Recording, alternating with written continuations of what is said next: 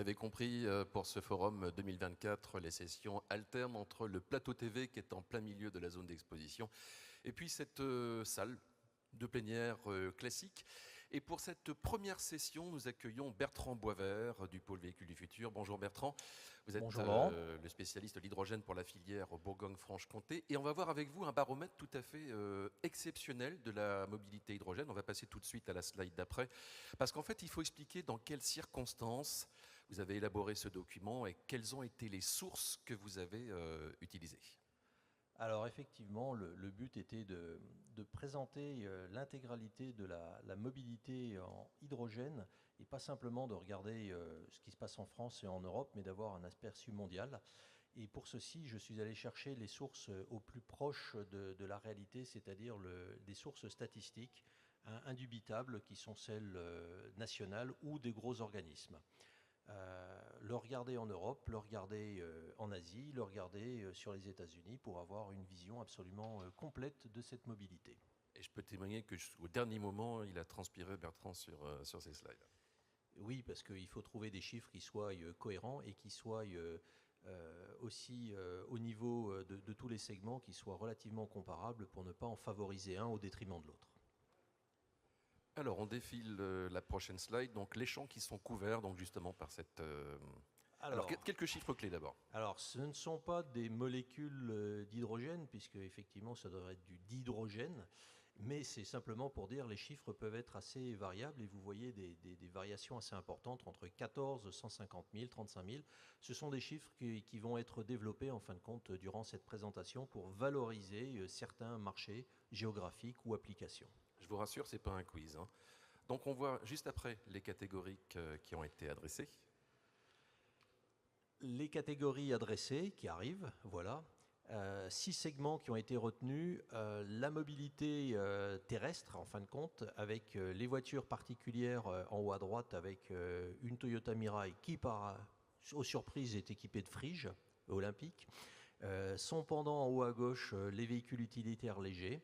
Les bus en bas à gauche pour les transports en commun, les camions en bas au centre pour vraiment le segment lourd de transport de marchandises, mais ne pas oublier aussi 2 segments qui sont assez discrets. Le segment du ferroviaire qui est un segment qui est, on va dire, le dernier à arriver en termes de calendrier et de volume, et le segment en bas à droite qui est celui, en fin de compte, de tous les engins de logistique et de manutention, qui est un segment assez discret, mais qui est un segment important et caché jusqu'à présent, et le but était de le mettre en exergue et de le comparer par rapport aux autres. Slide suivant, ce dont on ne parlera pas. Alors, ce qu'on ne parlera pas dans la mobilité terrestre, nous reste tout ce qui est lié à l'équipement agricole. Alors, pourquoi on n'en parle pas? C'est parce qu'il n'est pas encore arrivé à un stade de développement série. On a des démonstrateurs qui existent, mais on ne peut pas considérer qu'il est disponible à la vente. Donc, le segment agricole, le segment du travaux publics et BTP, le 2 roues non motorisé, ça devient difficile à dire. Tout ce qui est minier aussi, la moto, le motocycle et... un engin curieux, oui. Alors on devine pourquoi, hein, celui-là on n'en parle pas. Alors celui-là, bah oui, ce n'est pas de la mobilité terrestre puisque c'est la mobilité lunaire ou sélénite, mais c'est quand même une source relativement sûre, c'est Toyota et c'est avec la JAXA l'équivalent de l'ESA ou de la NASA pour le Japon. Tous ces véhicules existent, sauf le dernier, mais ce sont des démonstrateurs jusqu'à présent. Allez, c'est parti avec l'automobile. Alors, l'automobile, il faut revenir au slide numéro 6. Voilà, merci. Donc le premier point, qu'en est-il du segment automobile en Europe? J'ai voulu en fin de compte mettre en exergue 2 choses. À la fois le développement des ventes année par année. Alors je me suis contenté des 6 dernières années pour montrer une évolution et un cumul des ventes pour avoir un nombre total. Puisqu'on verra dans certains segments, on part de très très bas et avoir un cumul est important. À chaque fois... La France est en bleu et on voit des volumes qui restent quand même assez faibles en proportion qui ont tendance à grandir, et les 2 autres marchés européens, ainsi que les autres de l'Union européenne ou hors Union européenne.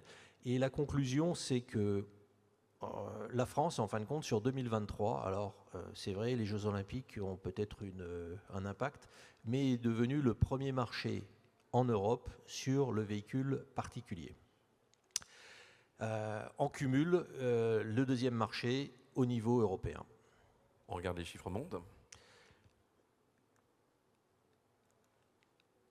Si l'on intègre cette fois-ci, la partie bleue est devenue l'Europe, et là, d'un seul coup, on s'aperçoit que l'Europe est un petit acteur au niveau mondial, puisque nous avons dans ce segment-là la Corée du Sud, qui est un acteur assez écrasant, tant en vente annuelle que sur le cumul des ventes.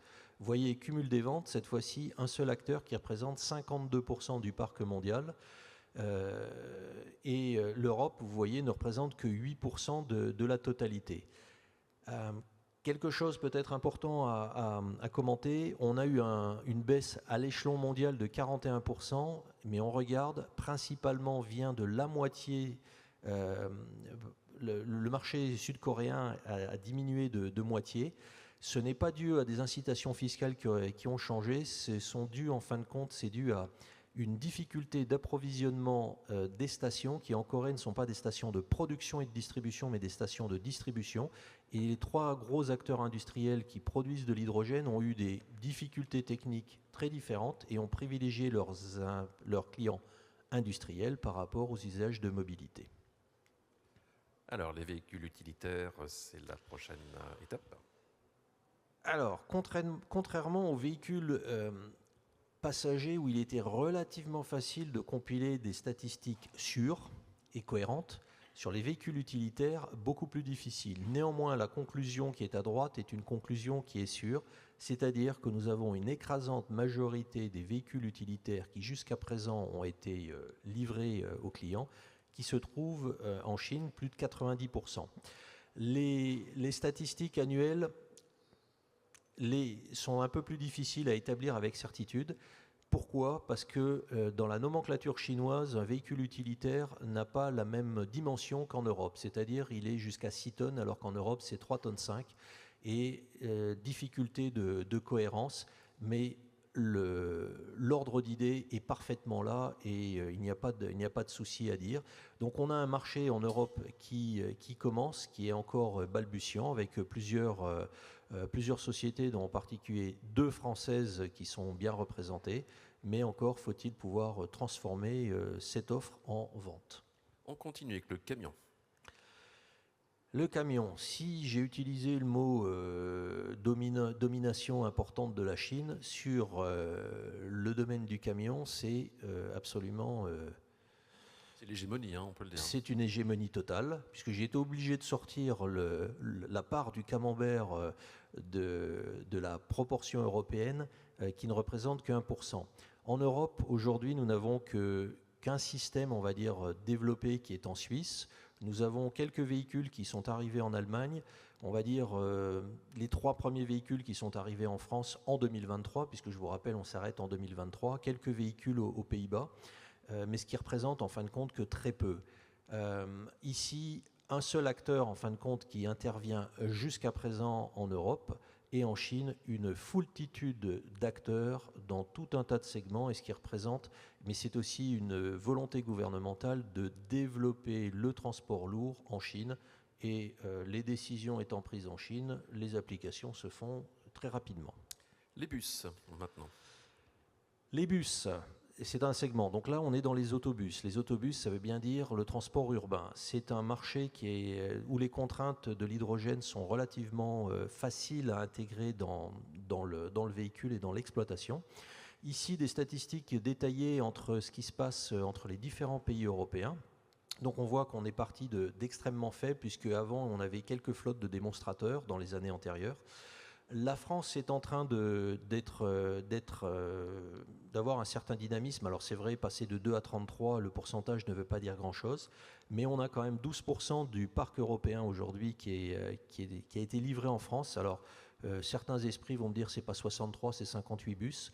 Toujours la différence entre les bus vendus et les bus en exploitation. Voilà l'écart.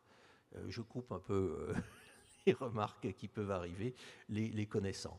Voilà. Donc, c'est un marché, je vais revenir un peu après sur le dynamisme à venir.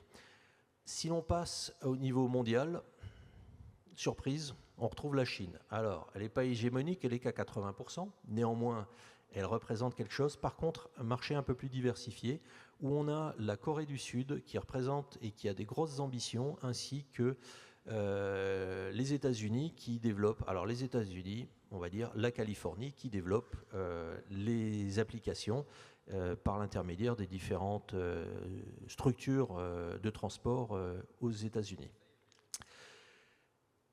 Vous voyez donc toujours des tendances à la hausse et j'ai voulu faire un point particulier sur le marché français. À la fois à gauche, donner les 3 dernières années, mais aussi une projection des 3 prochaines années. Alors je ne suis pas trop engagé sur les projections, puisque j'ai simplement compilé tout ce qui était commandé. Donc là, la commande, c'est indubitable, ça va arriver dans un délai d'1 an à 2 ans par rapport à la date de la commande, ainsi que ce qu'on appelle des contrats cadres, donc qui définissent en fin de compte un marché, un volume avec des dates. En réalité, c'est une enveloppe de volume, mais ça donne bien une idée. Et on voit que l'on va passer de, en gros, 58 bus aujourd'hui qui sont en fonctionnement à 193 bus dans 2 ans. Vous avez sur la droite la carte de France. En bleu, on retrouve les sites ou les communes dans lesquelles les véhicules roulent déjà.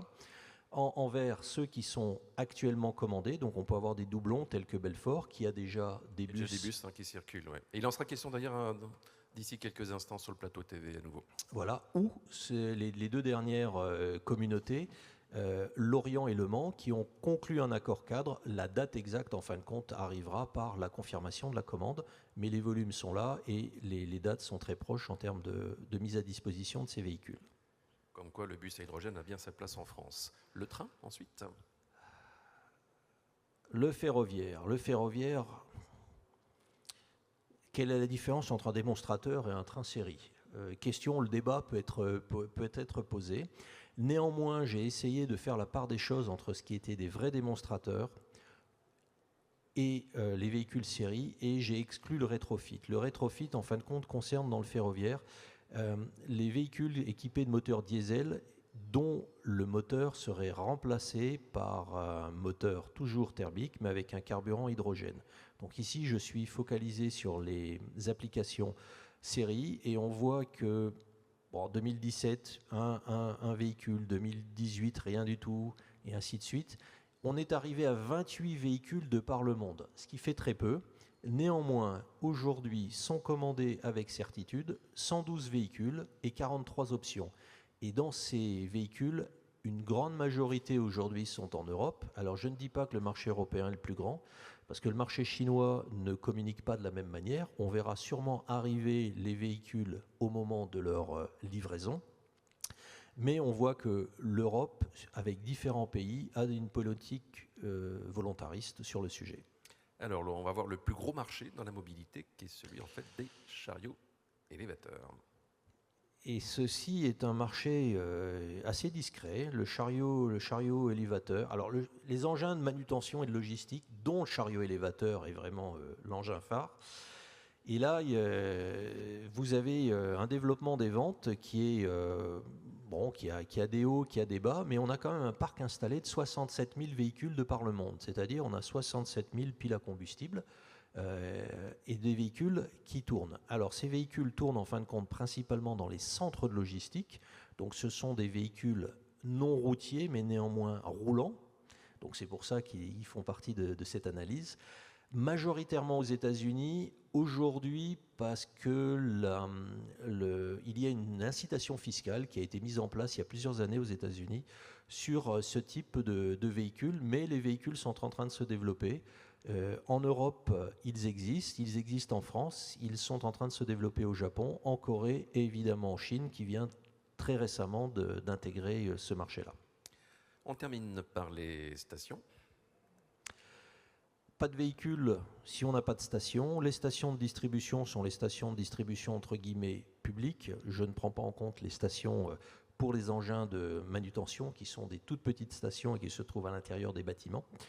Nous avons donc une consolidation qui est peut-être le point où on pourrait le plus débattre par rapport aux autres statistiques. Difficile d'interpréter une station. Une station est-elle ouverte, publique? Est-elle fonctionnelle? En Europe, il y a 7 sites différents qui vous donnent 7 visions différentes de la situation du même pays, ce qui vous donne déjà une idée de la difficulté. Néanmoins, là, on est sur des sources qui sont cohérentes. Et on voit que l'Europe est quand même un marché important, puisque j'ai recensé 265 stations donc à fin 2023, qui représentent à peu près un tiers du parc mondial. Et dans cette proportion européenne, la France est en deuxième lieu derrière l'Allemagne. On passe au récap pour terminer cette présentation. Alors, pour ceux qui n'ont pas trop mal à la tête, une récapitulation, j'ai voulu un peu sous cette forme-là, pour intégrer à la fois par couleur, on va dire, la nature du segment et donner les principaux pays. Et quand on regarde par volume sur le parc installé, on s'aperçoit que les véhicules particuliers représentent le premier point, mais représentent, on va dire, plus d'un tiers du volume général à quasi-égalité avec les véhicules de manutention et de logistique, et que les autres marchés sont à une échelle moindre, tant les camions, les bus ou les engins, les véhicules utilitaires légers. Le ferroviaire n'apparaît même pas là-dedans, il est intégré, mais il est tellement petit forcément que ça ne donne rien.